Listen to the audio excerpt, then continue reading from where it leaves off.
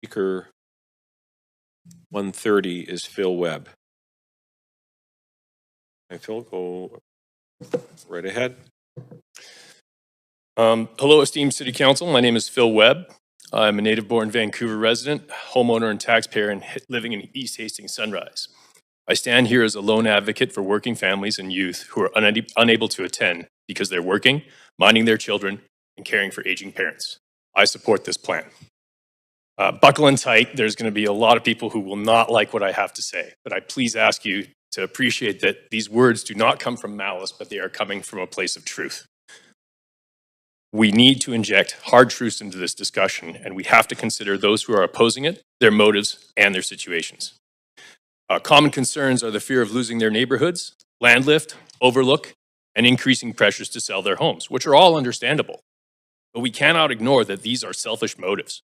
We also cannot ignore that many of these opponents are multimillionaires, not because they invented a longer lasting light bulb or a cure for cancer, but were simply lucky enough to buy a house in Vancouver before 1996. The City of Vancouver champions diversity, equity, and inclusion. Those opposing these plans do not represent the overall community that you have been elected to govern. They are overwhelmingly old, wealthy, and unaware of the challenges we have created for working families, youth, and the future. As one of your consultants noted, in many of these neighborhoods, you need an income exceeding $600,000 in order to buy a detached house. Even most people in the 1% cannot afford this. That is the level of privilege that many of these opponents enjoy today. Many speakers and councillors have spoken of land lift, where increasing home values make property taxes unaffordable. Now, I understand there's some nuance to this, but this narrative needs to face some hard truths.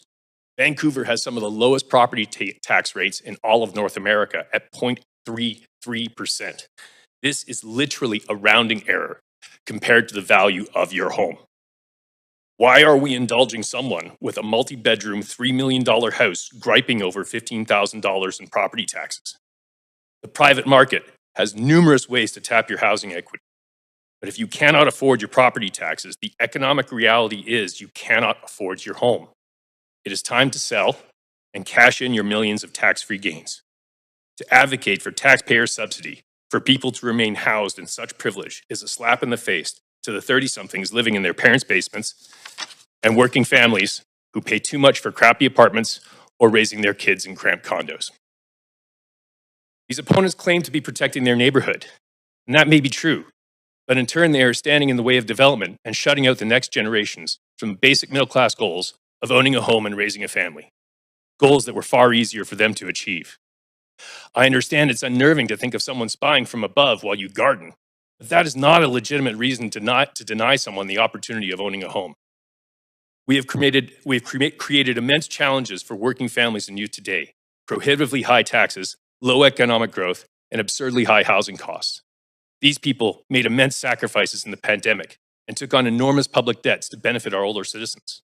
And this is our thanks? I stand here as an example. Despite exceeding $400,000 in income last year, my family lives in a crappy 2-bedroom condo where my wife and I share one bathroom with our teenage daughters. Yeah, it's fun.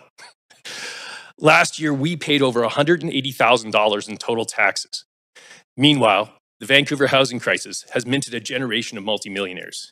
And yet, despite their fortunes, many of the older homeowners opposing development receive multiple income tax breaks and cash handouts from Ottawa simply due to their age. Close to the home, many receive housing subsidies, such as the Senior Homeowners Grant and property tax deferrals. Consider the experience of youth like me. We work hard and pay a lot of taxes, only to see our governments overspend vastly and act against our interests for the benefit of older, wealthy homeowners, leaving a large unpaid bill for me and my kids. And again, this is our thanks. These opponents deserve a voice. I've heard some very, very worthy criticisms. We need more 3- and 4-bedroom homes, not more dog crate condos. Affordability will require more than increased condo supply. We need to slash development fees, remove red tape, and most crucially, freed up new land for housing development. These are all worthy criticisms raised by the opponents. However, the wealthy, entrenched incumbents should not be given a greater voice than the working families and youth who are paying the taxes that fund their health care, their pensions, and subsidize their housing. I urge you to vote in favor of this development Vote in favor of our youth and vote in favor of our future. Thank you.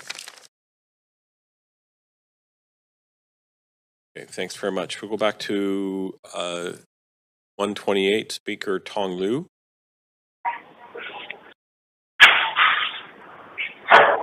Hello?